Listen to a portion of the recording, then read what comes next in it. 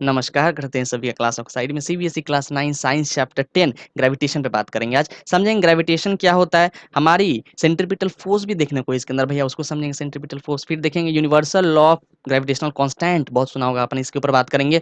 इसका इंपॉर्टेंस क्या है वो देखने को है, क्या इसका यूज आता है लाइफ में। फिर देखेंगे कि हमारी केपलर्स लॉ क्या होती है। केपलर एक साइंटिस्ट थे, उन्होंने 3 लॉ दे रखे थे, वो बहुत इंपॉर्टेंट रोल प्ले करता है, उसको भी देखने को। चलो स्टार्ट करते हैं, पहले ग्रेविटेशन पे बात करते हैं। ग्रेविटेशन क्या है? It is a force of attraction between two objects. जैसे दो मैग्नेट है भैया, तो मैग्नेट के बीच में क्या होगा, या तो अट्रैक्टिव फोर्स काम करेंगे या रिपल्सिव फोर्स, है ना। अगर नॉर्थ नॉर्थ आ गए या साउथ साउथ आ गए, मतलब सेम पोल वाले आ गए, लाइक चार्ज तो रिपेल करते हैं, और अनलाइक चार्ज को लेकर आओगे मैग्नेट के तो अट्रैक्ट करेंगे। मतलब वहां पे अट्रैक्शन भी आ सकता है, रिपल्शन भी आ सकता है, सही बात बोल रहा हूँ। उसके बाद आप क्या देखते हो कि हमारी जो इलेक्ट्रिक चार्ज की बात करते हैं, जो इलेक्ट्रिक चार्ज होती है वो भी क्या अट्रैक्टिव रिपल्सिव हो सकती है भैया, वो डिपेंड करता है। तो हमारे यहाँ पे जो ग्रेविटेशनल, जो जिस ग्रेविटी की बात कर रहे हैं, यहाँ पे ग्रेविटेशनल फोर्स की बात कर रहे हैं, वो हमेशा अट्रैक्टिव होता है। ये ग्रेविटेशनल फोर्स हमेशा अट्रैक्टिव होती है भैया, समझ में आ रहा है। ये किसी भी दो बॉडी के बीच में काम करता है। जैसे अगर बात करूं मैं जैसे किसी भी दो बॉडी जिसका मास है, चाहे वो लिविंग हो या नॉन लिविंग हो, फर्क नहीं पड़ रहा होता, उसके बीच में ग्रेविटेशनल फोर्स काम कर रहा है। मेरे और जो है यहाँ पे माउस रखा है, इसके बीच में काम कर रहा है। मेरे और यहाँ पे पेन टैब वो सब रखा है, उसके बीच में माउस काम कर रहा है। मेरे और डेस्कटॉप के बीच में, तो जो भी चीज है, हर दो मास के बीच में जो है ग्रेविटेशनल फोर्स काम कर रहा होता है। ये किन किन चीजों पर डिपेंड करता है उसको देखेंगे, किन किन फैक्टर्स पे डिपेंड कर रहा होता है। जैसे मैं बोल रहा हूँ कि ये एक अट्रैक्टिव फोर्स है, तो जैसे मेरे और माउस के बीच में काम कर रहा है ये, तो हम दोनों एक दूसरे से अट्रैक्ट क्यों नहीं हो रहे हैं। मैं माउस के पास क्यों नहीं जा रहा हूँ, या माउस मेरे पास क्यों नहीं आ रहा है खींचा हुआ। तो ये क्यों नहीं आ रहा है, इसके पीछे भी रीजन है, क्यों किन किन फैक्टर्स पे डिपेंड करता है उसको देखेंगे। हाँ, लेकिन हर हर दो बॉडी जिसमें मास है, उसके बीच में ग्रेविटेशन काम कर रहा होता है, ठीक है। जैसे मैं अगर इलिप्टिकल बॉडीज की भी बात करूं, जो सेलेस्टियल बॉडीज है हमारी, जैसे जो प्लैनेट्स की बात करते हैं ना, वो क्या करते हैं, सन के चारों अराउंड जो है एक इलिप्टिकल पाथ में भैया घूम रहे होते हैं कंटिन्यूअसली। तो आप देखो, बात समझो, जैसे यहाँ पे सेंट्रीपिटल फोर्स एक समझने को है, जो मैं बात कर रहा हूँ। जो मैं देखो, आप क्या देख रहे हो कि जैसे जो मैं बात करता हूँ सेलेस्टियल बॉडी की, जैसे हमारे जो भी प्लैनेट्स हो गए, अर्थ, मार्स, जुपिटर, सैटर्न, सब क्या हमारे जो है सन के चारों ओर घूम रहे हैं भैया। तो आप समझो उनके बीच में क्या है कि हमारा जो अभी देख क्या है ग्रेविटेशन, वो काम कर रहा होता है। बिल्कुल उनके बीच में भी ग्रेविटेशन काम कर रहा होता है। तो ग्रेविटेशन काम कर रहा है, उनके बीच में अट्रैक्शन है, ठीक है। वो खींचे हुए नहीं आ रहे हैं, क्योंकि मैंने अभी बताया नहीं क्यों नहीं आ रहा, उसका रीजन देंगे। तो चलो, खींचे हुए नहीं आ रहे हैं, समझ में आ रहा है, तो लेकिन घूम कैसे रहे हैं, है ना। वो जब घूम रहे तो पाथ को छोड़ के बाहर क्यों नहीं निकल जाते हैं, या नीचे क्यों नहीं गिर जाते हैं, घूमते क्यों रहते हैं, है ना, एलिप्टिकल पाथ में। क्या रीजन है इसके पीछे का? रीजन है सेंट्रीपिटल फोर्स। देखो आप बात समझो, जैसे जैसे वो क्या कर रहा है, कंटिन्यूअसली सन के चारों अराउंड घूम रहा है, उसकी क्या हो रही है कि हर एक पॉइंट पे वेलोसिटी चेंज कर रही है। आपको पता है वेलोसिटी वेक्टर क्वांटिटी होती है, उसको चेंज करने के दो तरीके हैं। एक तो या तो उसकी मैग्नीट्यूड चेंज कर दो, मतलब उसकी वैल्यू चेंज कर दो, या आप डायरेक्शन चेंज कर दोगे तो वेलोसिटी चेंज हो जाएगी। जब जब कोई भी प्लैनेट घूम रहा होता है, तो उसकी वेलोसिटी चेंज करने का रीजन क्या होता है? जो वेलोसिटी चेंज होता है उसके पीछे ये कारण होता है डायरेक्शन चेंज होना। क्योंकि जैसे जैसे वो घूम रहा है कंटिन्यूअसली, हर एक पॉइंट पे उसकी उस बॉडी की, सेलेस्टियल बॉडी की डायरेक्शन चेंज होती रहती है, जिसके कारण क्या है, उसका हर एक पॉइंट पे वेलोसिटी चेंज हो रहा है। अब वेलोसिटी चेंज होने से क्या होगा, एक्सेलरेशन बनेगा भैया। आपको पता है एक्सेलरेशन क्या होता है? जब भी किसी बॉडी में समय के साथ वेलोसिटी में बदलाव आए, बदलाव मतलब क्या, तो या तो वेलोसिटी बढ़ रहा है, या वेलोसिटी घट रहा है समय के साथ। तो वेलोसिटी में अगर चेंज आए समय के साथ, तो वही वो जो है एक्सेलरेशन को प्रोड्यूस करता है। तो कहने मतलब बॉडी में एक्सेलरेशन भी है, जो जो बॉडी चारों तरफ घूम रही है उसके पास एक्सेलरेशन भी है। अब एक्सेलरेशन कभी भी किसी बॉडी में कब आता है? जब उस पर कोई फोर्स लगा हो। क्या बोला मैंने, अच्छे से सुनो। जब भी किस बॉडी पे फोर्स लगे तभी एक्सेलरेशन आएगा, बिना फोर्स लगे एक्सेलरेशन आएगा नहीं। अगर एक बॉडी आपकी जो रेस्ट में पड़ी हुई है, उसको अगर एक्सेलरेशन देना है, उसको उसको एक गति देनी है, तो मतलब क्या, उस पर फोर्स लगाना पड़ेगा। अपने आप तो एक्सेलरेशन में आएगा नहीं वो, तो मतलब फोर्स होनी जरूरी है। एक्सेलरेशन देना, है ना, नया से एक्सेलरेशन देना, या बॉडी मूव कर रही है उसकी एक्सेलरेशन बढ़ा देना, या मूव कर रही है एक्सेलरेशन कम कर देना। तो एक्सेलरेशन में बदलाव अगर लाना है तो आपको फोर्स लगानी पड़ेगी। यही जो फोर्स है उसको बोलते हैं सेंट्रीपिटल फोर्स। और ये अंदर की तरफ लग रहा होता है। ये कहाँ पे लग रहा होता है? अंदर। जैसे मान लो यहाँ पे बात करें, जैसे ये मान लो हमारी इधर सन है, ये हमारी इधर ये वाली देख रहे हो सन है, और इसके चारों ओर जो ऐसे ऐसे क्या ऑर्बिट्स बने हुए हैं, जो इलिप्टिकल होते हैं। ये ऑर्बिट्स जो है ना, वो सर्कुलर नहीं होते हैं भैया, मत सोचना कि सर्कुलर जो होता है और इलिप्टिकल होता है। इलिप्टिकल मतलब क्या, मान लो सर्कल है, जो सर्कल जो होता है उसको मान लो ऐसे करके जो हम लोग ऐसे करके दबा दिए ऊपर नीचे दोनों तरफ से दबा देंगे, तो क्या हो जाएगा, वो फ्लैट सा हो जाएगा, चपटा हो जाएगा। तो उसको इलिप्टिकल पाथ बोलते हैं। इस इलिप्टिकल पाथ में जो है हमारे प्लैनेट्स घूम रहे होते हैं, हर एक ऑर्बिट में एक प्लैनेट घूम रहा होता है, समझ में आ रहा है। तो मान लो यहाँ पे जो हमारे तीसरे ऑर्बिट, आपको पता है कि हमारा जो अर्थ जो है तीसरे ऑर्बिट पे जो है वो घूम रहा होता है। पहले मरकरी होता है, फिर वेनस, फिर जाके अर्थ होता है। तो मान लो यहाँ पे एक तीसरा ऑर्बिट होता है यहाँ पे इस तरीके से, है ना। तीसरे वाले ऑर्बिट में यहाँ पे हमारा अर्थ घूम रहा होता है। अब देखो इन दोनों के बीच में तो ग्रेविटेशनल फोर्स काम कर ही रहा है, साथ साथ ये घूम क्यों रहा है कंटिन्यूअसली, चूंकि क्या हो रहा है इन दोनों के बीच में अंदर की तरफ क्या काम कर रहा है, सेंट्रीपिटल फोर्स। क्या काम कर रहा है, सेंट्रीपिटल फोर्स। और ये हमेशा सेंटर टू सेंटर काम करता है, मतलब इस बॉडी के सेंटर से लेकर इस बॉडी के सेंटर तक जो फोर्स काम कर रहा है अंदर की तरफ टुवर्ड्स द सेंटर, वो उसको बोलते हैं सेंट्रीपिटल फोर्स। समझ में आ रहा है। इसलिए क्या है कि इसको ये घूमने में मदद कर रहा है, घूमने में मदद कर रहा है। तो जितनी देर ये घूम, आप खुद देखो ना, आप अगर किसी धागे में अगर लेट से पत्थर को बांध दिए हो, हाथ में लेके ऐसा ऐसा ऐसा खूब मजा करते थे भैया बचपन में, ऐसे ऐसे ऐसे घुमाते थे, तो आपको खुद ने आपने ऐसा फील करा होगा कि आप फोर्स अंदर की तरफ लगा रहे हो। जैसे वैसे ऐसे जब घुमाते हो तो बेसिकली क्या है, धागे को अंदर की तरफ खींच रहे हो, लेकिन वो जो जो उसमें स्टोन बंधा होता है पत्थर, वो आपकी तरफ तो नहीं आता है भैया, वो क्या सर्कुलर मोशन में रहता है। चूंकि लेकिन आप देखो, आप जब स्टिंग को घुमाओगे तो अपने अपने तरफ खींच रहे होते हैं, अपने हाथ की तरफ, पत्थर नहीं आता है। लेकिन जैसे ही ऐसे करते करते छोड़ दिया भैया, तो क्या होगा, वो पत्थर जो है जिसमें स्टिंग बंधी हुई थी वो दूर चला जाएगा। आपके पास तो नहीं आ रहा है, आपके पास भी आ सकता था, क्यों नहीं आया, चूंकि वो बाहर गया। बाहर जाने का रीजन होता है सेंट्रीफ्यूगल फोर्स। वो ऑल टॉपिक में है नहीं, ठीक, बस ऐसे बता दिया कि अगर बॉडी आपकी सर्कुलर पाथ में घूम रही है तो उस क्या हो रहा है, बेसिकली अंदर की तरफ फोर्स लग रहा है ना, मतलब जिस भी बॉडी की चारों तरफ घूम रही है उस बॉडी में अंदर की तरफ जो फोर्स लग रहा होता है तो सेंट्रीपिटल फोर्स बोलते हैं। और एक फोर्स बाहर की तरफ लग रहा होता है, जो कि जैसे ही मोशन बंद हुआ तो तब वो अपना जो है कारनामा दिखाता है। जैसे मोशन बंद हुआ तो फिर आपने क्या देखा, जैसे हमने क्या किया, ऐसा करते करते सर्कुलर, जैसे हमने क्या किया, उसको छोड़ दिया, रिलीज कर दिया, तो बाहर की तरफ चला गया, क्योंकि उसमें क्या सेंट्रीफ्यूगल फोर्स भी काम कर रहा था, जो कि जब बॉडी मोशन में था तो उस समय उसके इफेक्ट को वो काट दे रहा था। उस समय क्या है, सेंट्रीफ्यूगल फोर्स की इफेक्ट को सेंट्रीपिटल फोर्स कैंसल आउट कर दे रहा था, इसलिए उस समय वो बॉडी हमारी बाहर नहीं जा पा रही थी। लेकिन जैसे ऐसे ऐसे करते छोड़ दिया, स्टिंग को छोड़ दिया तो बाहर निकल गया। समझ में आ रहा है। उस समय सेंट्रीफ्यूगल फोर्स जो है उस समय सेंट्रीपिटल फोर्स से ज्यादा हो जाती है। ठीक है, समझ में आया बात। तो यहाँ हमने सेंट्रीपिटल फोर्स की बात की, जो कि हमेशा सेंटर की तरफ लग रहा होता है। आगे बढ़ते हैं। अब समझते हैं कि यूनिवर्सल लॉ ऑफ ग्रेविटेशन क्या है। क्या देखेंगे, देखो लॉ ऑफ ग्रेविटेशन, ग्रेविटेशन समझ में आ गया। ग्रेविटेशन में क्या देखा कि हर दो बॉडी जिसमें मास हो, कितना ना हो उससे फर्क नहीं पड़ा होता है। मास हो सकता है ज्यादा भी हो कम भी हो। जैसे मेरे मेरे अगर बात करूं कि एक सॉल्ट का ग्रेन भी है ना, अगर एक मान मेरे पास जो है नमक का दाना भी है, उसमें तो कुछ ना कुछ मास होगा भैया। उसकी मास जो है मेरे बॉडी के मुकाबले बहुत नेग्लिजिबल ही होगी, मेरी बॉडी के मुकाबले नेग्लिजिबल उसकी मास होगी। फिर भी क्या हम दोनों के बीच में ग्रेविटेशन काम कर रहा है। उस तरीके से मैं अगर अपने की बात करूं, और जैसे मैं अर्थ की बात करूं, अर्थ के ऊपर हम लोग है, तो अर्थ भी क्या है, अर्थ भी तो एक बॉडी है, उसका उसकी भी मास होगी, अपनी मेरी भी एक मास होगी। तो हम दोनों के बीच में जो है ग्रेविटेशन काम कर रहा है। तो ये डिपेंड नहीं करता कि मास कितना है कितना नहीं है, मास है तो बस काम कर रहा है। ठीक है, अब देखो देखते हैं किन किन चीजें पे डिपेंड करता है। ये जो है ग्रेविटेशन की बात करते हैं, लॉ ऑफ ग्रेविटेशन। यहाँ पे देखो क्या लिखा हुआ है, यूनिवर्सल लॉ ऑफ ग्रेविटेशन। मतलब क्या है कि पूरे यूनिवर्स में हर जगह ये लॉ एप्लीकेबल है। बिल्कुल, अभी जो लॉ आपको देने जा रहा हूँ ये पूरे यूनिवर्स में एप्लीकेबल है, हर एक जगह। ठीक है, जैसे ये लॉ किन किन चीजों पर डिपेंड करता है वो देखते हैं। जो हमारी जो हमारी ग्रेविटेशनल फोर्स होती है वो डिपेंड करती है मास पे। किस पे डिपेंड करती है, मास पे। जैसे मान लो दो बॉडी है, एक बॉडी जिसकी मास ज्यादा है उसको हम लेट से m1 बोल दे रहे हैं, और एक दूसरी बॉडी जिसकी मास थोड़ी छोटी सी है उसकी मास कम है ना। यहाँ पे लिख दूं, जो m1 है वो m2 से ज्यादा है। ठीक है, तो यहाँ पे देखो हम क्या बोलते हैं फर्स्ट कंडीशन के अंदर, कि जो मेरी ग्रेविटेशनल फोर्स है वो चार चीजों पे डिपेंड करती है। पहला क्या है, कि जो ग्रेविटेशनल फोर्स है वो फर्स्ट वाले बॉडी के मास पे डिपेंड करेगी। तो यहाँ पे लिख दिया कि force is directly proportional to m1। अगर मान लो इस बॉडी की मास दो गुना हो जाए, अगर इस बॉडी की मास दो गुना हो जाएगी तो फोर्स भी दो गुना हो जाएगी। कौन सी फोर्स, अट्रैक्टिव फोर्स। कहने का मतलब ये क्या है, ये m1 बॉडी जो है m2 को अपने तरफ खींच रहा है।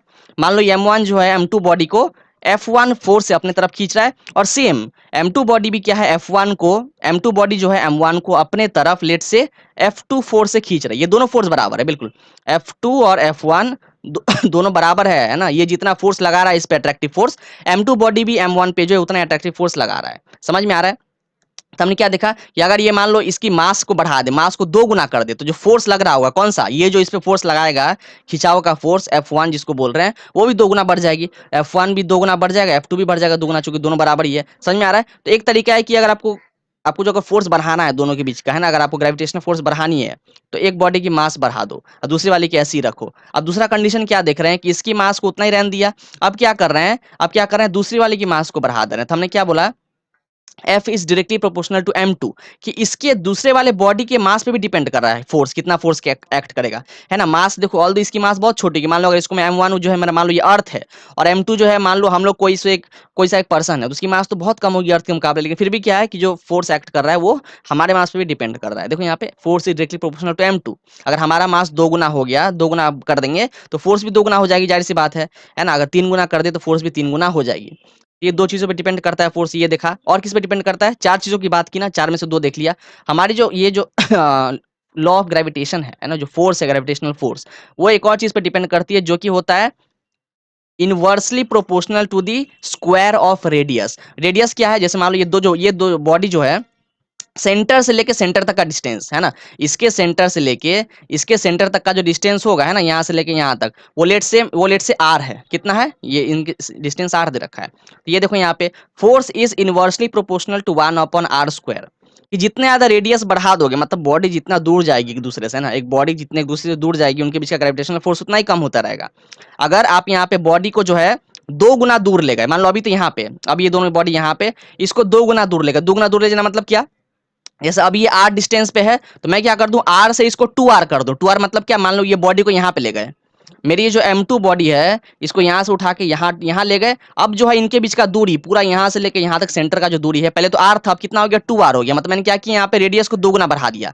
तो अगर रेडियस को 2 गुना बढ़ाओगे तो फोर्स, उनके बीच का जो ग्रेविटेशनल फोर्स है वो 4 गुना कम हो जाएगी। अब खुद देखो, अगर 1/2 का स्क्वायर करोगे तो कितना हो जाएगा, 4 हो जाएगा, 1/4। मतलब आपकी जो फोर्स है ना, वो 4 गुना कम हो जाएगी अगर आपका रेडियस 2 गुना बढ़ गया। उस तरीके से अगर रेडियस को 3 गुना बढ़ा दोगे तो आपकी फोर्स जो है 9 गुना कम हो जाएगी, क्योंकि 3 का स्क्वायर 9 होता है। समझ में आ रहा है बात। तो आपने क्या देखा कि फोर्स जो है उनके रेडियस का इनवर्सली प्रोपोर्शनल है, स्क्वायर ऑफ इनवर्सली प्रोपोर्शनल, ठीक है, ये तीनों पे डिपेंड करता है। तो इन तीनों को लेकर जो है एक हमारा बेसिकली क्या करते हैं, इन तीनों को इकट्ठे जो एक फॉर्मूला बना दे, F is directly proportional to m1, F is directly proportional to m2, उस तरीके से ये तीनों को इकट्ठे करके एक फॉर्मूला बना देते हैं। वो फॉर्मूला क्या होगा, यहाँ पे देख लो, इसको मैं रब कर दूं पूरे को, हाँ, यहाँ से इस पार्ट को मैं रब कर दे रहा हूँ, और जो फॉर्मूला बनकर आती है जो आपके बुक में भी दे रखा है, जिसको यूनिवर्सल लॉ ऑफ ग्रेविटेशन बोलते हैं ना, यहाँ पे देखो फॉर्मूला क्या है, F is directly proportional to m1 m2 upon r²। देखो आप इन तीनों को देखो, इसको और इसको, इसके बेसिस पे मैं ऐसा बोल सकता हूँ ना, बिल्कुल ऐसा बोल सकता हूँ। अब एक काम करते हैं, यहाँ से प्रोपोर्शनलिटी कांस्टेंट को इसको हटाते हैं, इसको क्या बोलते हैं, प्रोपोर्शनलिटी साइन बोलते हैं भैया। अगर प्रोपोर्शनलिटी हटानी हो तो आपको एक कांस्टेंट टर्म लाना पड़ेगा, लाना पड़ेगा ना। अगर आपको एक प्रोपोर्शनलिटी को हटानी हो तो आपको एक कांस्टेंट टर्म लाना पड़ता है। तो वो कांस्टेंट टर्म क्या लेकर आए हैं, उसको मैंने जो है जी बोल दिया, कैपिटल जी, और बाकी चीजें सेम रही, m1 m2 अपॉन r²। यही जो आप फॉर्मूला देख रही हो ना, इसी को बोलते हैं यूनिवर्सल लॉ ऑफ ग्रेविटेशन। बिल्कुल इसी यही formula universal law of gravitation का। यहाँ पे जो जी देख रहे हो, ये जो कैपिटल जी यहाँ पे डाले हैं, इसको क्या बोलते हैं, ग्रेविटेशनल कांस्टेंट। इसको बोलते हैं ग्रेविटेशनल कांस्टेंट बोलते हैं, ठीक है, इस वाले चीज को। अब देखो यहाँ पे इसको, अब इसकी जो वैल्यू भी होती है भैया, इसकी फिक्स्ड वैल्यू, ये जो जी की वैल्यू है ग्रेविटेशनल कांस्टेंट, ये हर जगह फिक्स्ड है, कहीं चेंज नहीं करती है। इसकी जो वैल्यू है 6.67, मैं यहाँ पे लिख दूं कहीं पे, अगर मैं इस पार्ट को यहाँ से रब कर दूं, वैल्यू कितनी होती है देख लो जरा। तो जी की वैल्यू होती है डेट इज 6.67 इंटू 10⁻⁻11। और यूनिट कितनी होती है फिर, ये तो वैल्यू की बात, यूनिट यूनिट होती है इसकी केजी। यूनिट क्या होती है, यहाँ देखो, यहाँ पे जो है आपकी आ जाएगी, अच्छा इसको मैं रब कर दूं, यहाँ से एक मिनट, इसकी यूनिट जो होती है इसको मैं रब कर दूं सही से, हाँ, इसकी यूनिट आ जाएगी newton metre square kg square inverse, ये होती है इसकी यूनिट। बिल्कुल देखो, आप यहाँ से कैसे निकाला, मैं यूनिट बता दे रहे हैं, यूनिट भी निकालने का तरीका निकाल सकते हो आप। देखो जैसे जी को एक काम करते हैं, यहीं पे रहने देते हैं, अगर जी को मैंने यहाँ रखा और r² को इधर भेज दिया तो क्या हो जाएगा, f(r²) is equals to ji m1 m2, और यहाँ से फिर जी कितना आ जाएगा, जी हो जाएगा f(r²) अपॉन m1 m2 हो जाएगा। देखो f की बात करिए, फोर्स है, फोर्स की यूनिट क्या होती है, न्यूटन, तो इसको मैंने लिख दिया न्यूटन। रेडियस, रेडियस क्या, डिस्टेंस की बात कर रहे हैं, तो अगर हम बात करूं लेंथ की ऐसा यूनिट क्या होती है, मीटर होती है भैया। अच्छा कि दो है यहाँ पे तो हो जाएगा मीटर का स्क्वायर, और नीचे में क्या है मास, मास की ऐसा यूनिट क्या होती है केजी, दो मास है तो हो जाएगा केजी का स्क्वायर। तो आप देखो यहाँ पे अल्टीमेट यूनिट क्या बन गया, अगर बात करें ग्रेविटेशनल कांस्टेंट की यूनिट की, वो होती है newton metre square. Newton metre square, अगर इसको ऊपर भेजोगे तो क्या हो जाएगा, newton metre square kg square inverse. देखो मैंने वही तो लिखा है, देखो newton metre square kg square inverse, ये तो यूनिट की बात है। आपको वैल्यू को रटना पड़ेगा, ये जो वैल्यू आपको याद करना पड़ेगा 6.67 × 10⁻⁻11, और ये हर जगह फिक्स्ड रहती है, बिल्कुल हर कहीं भी चेंज करने वाली नहीं है। समझ में आया। तो आपने क्या देखा, जो हमारी दो बॉडी के बीच में जो ग्रेविटेशनल फोर्स काम कर रहा होता है, वो उनके मास के जो प्रोडक्ट होता है, उनका जो मास है ना उन दोनों बॉडी का, उन मास के प्रोडक्ट पे डिपेंड कर रहा है। साथ ही साथ उनके बीच का सेपरेशन, जिसको हम लोग यहाँ पे रेडियस का है, उनके बीच का सेपरेशन जो होगा डिस्टेंस, उस पर भी डिपेंड करेगा। समझ में आ रहा है। तो यहाँ से हमने क्या है फॉर्मूला को बना लिया। आगे बढ़ते हैं, यहाँ देखो इसको पढ़ लेते एक बार फिर से। Every body in this universe attracts each other body with a force which is directly proportional to the product of their masses। देखो जो डिपेंड करता है प्रोडक्ट ऑफ द मास पे, और इनवर्सली प्रोपोर्शनल होता है square of the distance between them. जो gravitational force है वो जो है एक नॉन कॉन्टैक्ट फोर्स है। जैसे जैसे मेरी और यहाँ पे बात करें जो रखा हुआ है पेन टैब वगैरह, उसके बीच में फोर्स काम कर रहा है, लेकिन मैं उससे कॉन्टैक्ट में तो हूँ नहीं, कॉन्टैक्ट में बिल्कुल नहीं है। तो ये एक ऐसा फोर्स है जो बिना कॉन्टैक्ट के भी काम करता है, बिना कॉन्टैक्ट के भी काम कर जाता है, इसलिए बोला गया कि it is a non contact force and is always attractive in nature. जैसे मैग्नेटिक फोर्स की बात करें तो अट्रैक्टिव रिपल्सिव दोनों हो सकता है, डिपेंड करता है। तो यहाँ पे लेकिन ये हमेशा अट्रैक्टिव होगा, हमेशा अट्रैक्टिव होगा। अब देखो अब यहाँ पे सवाल उठता है कि चलो हमको समझ में तो आ गया कि ये जो है मास के प्रोडक्ट पे डिपेंड कर रहा है और रेडियस पे डिपेंड कर रहा है, रेडियस के स्क्वायर पे। तो अब लेकिन अट्रैक्ट क्यों नहीं हो रहे हैं बॉडी? सवाल उठता है कि अट्रैक्ट क्यों नहीं हो रहे हैं? देखो आप खुद सोचो, अगर लेट्स से ये पेन है और मैं हूं, दोनों की मास है, तो अकॉर्डिंग टू दिस फॉर्मूला हम दोनों के बीच में क्या है, यहाँ पे ग्रेविटेशनल फोर्स काम कर रहा है। साथ ही साथ अगर मैं अर्थ को कंसीडर करूं, हमारे नीचे क्या अर्थ है, उसकी भी बहुत बड़ी मास है। अर्थ की मास तो हमारे मुकाबले बहुत ज्यादा है, हम तो नेग्लिजिबल है भैया, कुछ भी नहीं है, डॉट के मुकाबले भी नहीं है ना। तो आप खुद सोचो, हाँ, मैं या इस पेन की बात करूं, क्या ये मेरे से अट्रैक्ट होने में इंटरेस्टेड रहेगा या ये अर्थ से अट्रैक्ट होने में इंटरेस्टेड रहेगा? जाहिर सी बात है, ये अर्थ से अट्रैक्ट होने में इंटरेस्टेड रहेगा। मान लो इस पेन को अगर यहाँ से ड्रॉप कर देंगे, अगर मान लो इस पेन को ड्रॉप कर देंगे तो मेरे पास तो आएगा नहीं। इसको अगर मैंने ऐसे करके फोर्स छोड़ दिया तो ये देखो नीचे जाएगा, अगर ऐसे करके छोड़ दिया तो ये नीचे जा रहा है, मेरे पास नहीं आ रहा है। क्योंकि अर्थ जो है इस पे ग्रेविटेशनल फोर्स लगा रही है, मेरे मुकाबले वो ज्यादा है, मतलब मैं भी लगा रहा हूँ इस पे, लेकिन मेरे मुकाबले वो ज्यादा है जो अर्थ लगा रहा है। क्यों? चूंकि अर्थ की मास बहुत ज्यादा है। आपने क्या देखा, ये मास पे तो डिपेंड कर ही रहा है भैया, डायरेक्टली डिपेंड कर रहा है। तो चूंकि अर्थ की मास बहुत ज्यादा है, इसलिए उन दोनों के बीच ग्रेविटेशनल फोर्स ज्यादा है एज कम्पेयर टू मेरे और पेन के बीच में, है ना। अगर मेरी मेरी पेन भी जो है, अगर मेरी मास जो है अर्थ से ज्यादा होती है, लेट से एक थियोरटिकल हम लोग जो एग्जामिन करते हैं ऐसा, अगर मेरी मास ज्यादा होती है अर्थ से, तो ये पेन मेरे पास आता है। अगर मैं इसको यहाँ ऐसे करके छोड़ देता ना, तो यहाँ मेरे पास आके चिपक जाता। समझ में आ रहा है बात आपको? यही कंसेप्ट था मास के ऊपर, जब हमने देखा क्यों दो बॉडी जो है एक दूसरे के पास अट्रैक्ट क्यों नहीं हो रही है, क्योंकि उनका, है ना, बहुत बड़ा एक जो मास बैठा हुआ है नीचे जी, समझ में आ रहा है, जो अर्थ बैठा है वो सबको खींच ले रहा है, उनकी मास बहुत ज्यादा है। आगे बढ़ते हैं, अब देखते हैं कि इंपॉर्टेंस क्या है यूनिवर्सल लॉ का, जो ग्रेविटेशन है, ग्रेविटेशन की इंपॉर्टेंस क्या है। इनकी एनसीईआरटी में देखोगे 3 इंपॉर्टेंस दे रखे हैं, ठीक है, उसी को देखते हैं हम लोग। तो क्या बोल रखा है, the force that binds us to the earth. तो ये ग्रेविटेशनल फोर्स कैसा है? एक ऐसा फोर्स जो हमको अर्थ से बाइंड करके रखा है, हमको अर्थ से चिपका के रखा है भैया। समझ में आ रहा है? अगर ये फोर्स नहीं होता तो क्या होते, हम लोग अर्थ से बाइंड नहीं रहते, कहीं दूर चले जाते। जैसे ना हम लोग भी अर्थ से बाइंड है। और अगर बात करें the motion of planets around the earth, है ना, सन के अराउंड जो जितने भी प्लैनेट्स है वो जो मोशन कर रहे हैं, क्यों कर पा रहे हैं? क्योंकि उनके बीच में ग्रेविटेशनल फोर्स लग रहा है। और वो ग्रेविटेशनल फोर्स किस टाइप का होता है, किस आपको बताया था ना, वो जो ग्रेविटेशनल फोर्स लग रहा है जब कोई बॉडी सर्कुलर मोशन कर रहा है सन के चारों अराउंड, तो वो जो ग्रेविटेशनल फोर्स है वो एज अ सेंट्रीपिटल फोर्स काम कर रहा होता है ना। आपको दिखाया है, चीज बताया है मैंने। और देखो दूसरा, the tides due to the moon and the sun. तो बेसिकली क्या है कि ये मून जो टाइड्स फॉर्म हो रहे हैं, अरे उसको जो बोलते हैं वेव्स जो होता है ना, जो हमारे समुद्र वगैरह में जो लहर बनते हैं भैया, जिसको वेव्स बोलते हैं, तो ये टाइड जो बनता है हमारे, वो या तो मून उस पर ग्रेविटेशनल फोर्स लगा रहा है उसके कारण बन रहा है, या सन उस पर लगा रहा है ग्रेविटेशनल फोर्स उसके कारण बन रहा है। तो यही दो कारण होते हैं कि या तो मून लगा रहे हो ग्रेविटेशनल फोर्स, या सन लगा रहे हो, या दोनों इकट्ठे साथ पे ग्रेविटेशनल फोर्स लगा रहे हो, जिसके कारण क्या है कि टाइड जो है वो हमारे समुद्र में बनते हुए दिखते हैं। तो ये 3 आपने क्या इंपॉर्टेंस देखा यूनिवर्सल लॉ ऑफ ग्रेविटेशन की। आगे बढ़ते हैं, अब आगे देखते हैं। अब हमारे केपलर्स लॉ देखने को है। केपलर नाम के साइंटिस्ट ने 3 लॉ दे रखे हैं, आपके एनसीईआरटी में है, आप देख सकते हो। ये तीनों लॉ कवर करने को है, ये देखो। तो हम यहाँ पे बात करेंगे Kepler's law of planetary motion. देखो ऐसे नाम से पता चल रहा है कि प्लैनेटरी मोशन मतलब ये एक ऐसा लॉ है जो प्लैनेट्स के ऊपर ही बात करेगा। बिल्कुल, ये एक ऐसा लॉ होगा जो प्लैनेट्स के ऊपर ही बात करेगा, उन सब के बारे में। क्या देखिए, 3 लॉ देखेंगे इसके अंदर। पहला है केपलर्स फर्स्ट लॉ, जिसको हम लोग लॉ ऑफ ऑर्बिट्स भी बोलते हैं। क्या बोलते हैं? Law of orbits. दूसरा लॉ आप देखोगे जिसको केपलर सेकंड लॉ बोलते हैं, एक और नाम है लॉ ऑफ एरियाज। और तीसरे लॉ को देखेंगे जिसको बोलते हैं लॉ ऑफ पीरियड्स। एक एक करके सबको देखने को है। तो पहले देखते हैं केपलर्स फर्स्ट लॉ। ये फर्स्ट लॉ क्या बोलता है? The orbits of a planet is an ellipse with the sun at one of its two foci. One of its two foci. समझते इस बात को? आपको पता है कि जैसे मान लो यहाँ पे सन है, ये हमारी एक सन है, और इसके बाहर यहाँ पे ऐसे करके क्या है, ये ऑर्बिट होगा जिसपे कोई प्लेनेट रिवॉल्व करेगा। मान लो ये कोई सी एक प्लेनेट है और ये हमारे यहाँ पे ये सन है, ठीक है। तो इसके ऑर्बिट पे अब देखो, ये ऑर्बिट कैसा, एलिप्टिकल है, सर्कल तो नहीं है। ऐसे एक होता है सर्कुलर, ये सर्कुलर नहीं है, ये ऐसे चपटा है, तो एलिप्टिकल बन गया, ठीक है। अब यहाँ पे क्या बोल रहा है, अगर हम मान लो सर्कल की बात करते हैं, इसकी क्या होती है, एक फोकस होती। बेसिकली सर्कल का जो सेंटर होता है ना, सर्कल के सेंटर, उसको हम लोग फोकस बोलते हैं। क्या बोलते हैं?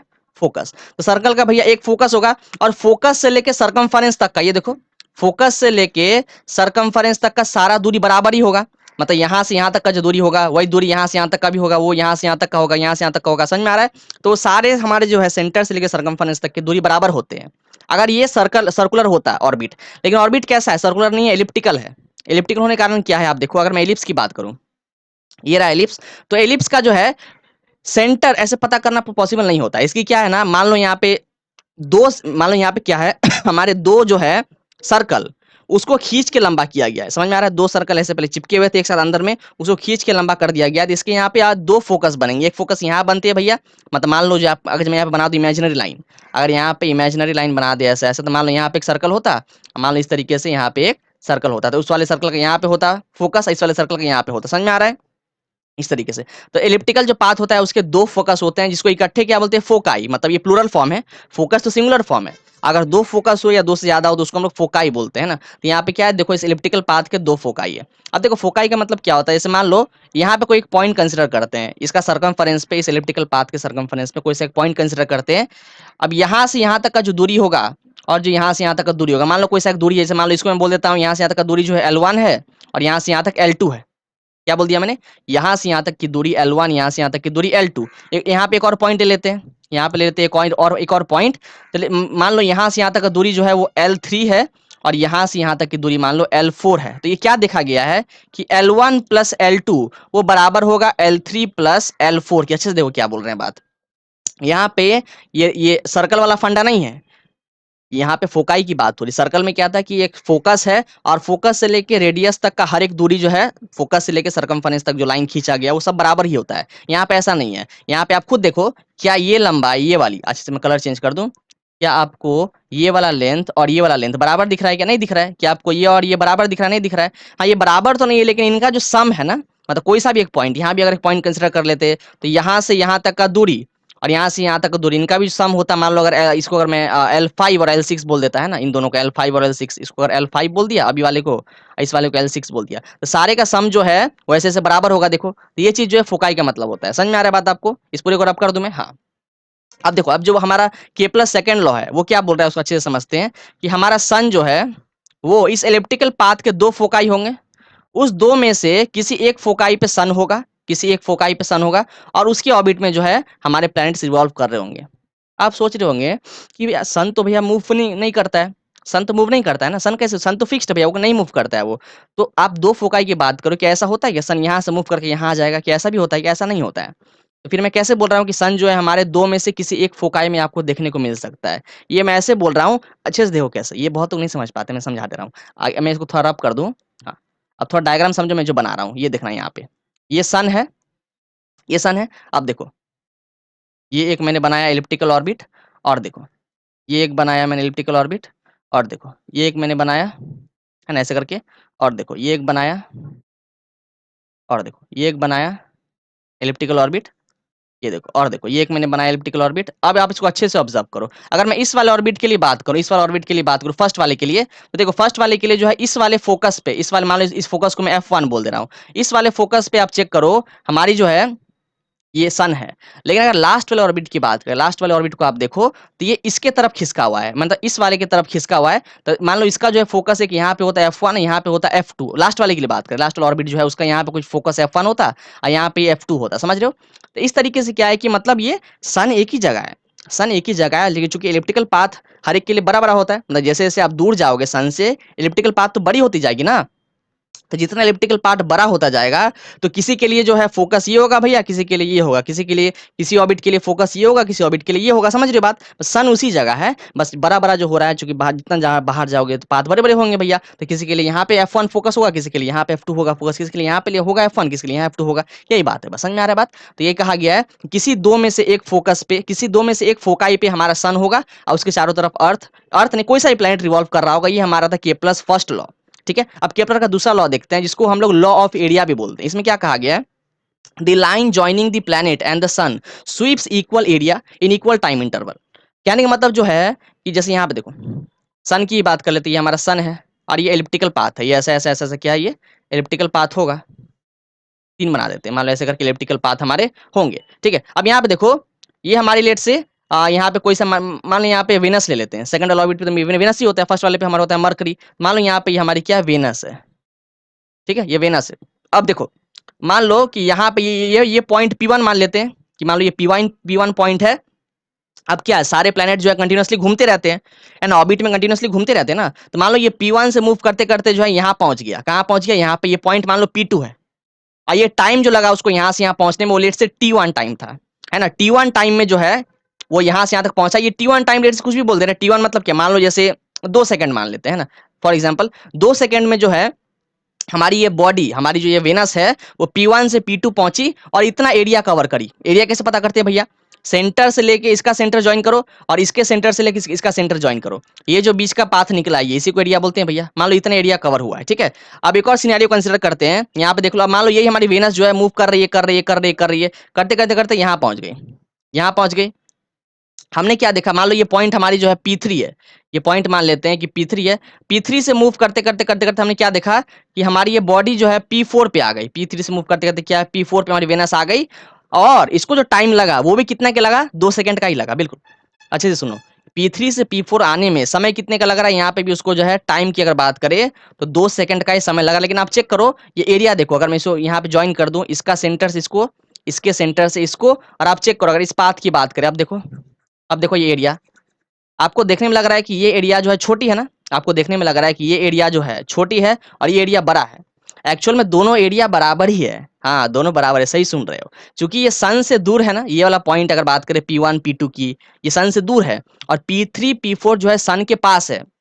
तो आप मुझे खुद बताओ, ग्रेविटेशनल फोर्स कहाँ पे ज्यादा लग रहा होगा? जाहिर सी बात है, आपने क्या देखा, ग्रेविटेशनल फोर्स जो है वो रेडियस पे डिपेंड करता है, कि रेडियस के इनवर्सली प्रोपोर्शनल होता है, कि भैया जितना दूर अगर बॉडीज होंगे उनके बीच में ग्रेविटेशनल फोर्स उतना ही वीक होगा, है ना। तो कहने का मतलब अगर मेरी बॉडी P1 पे है या P2 पे है, तो इस केस में क्या है, ग्रेविटेशनल फोर्स सन और वेनस के बीच में कम था।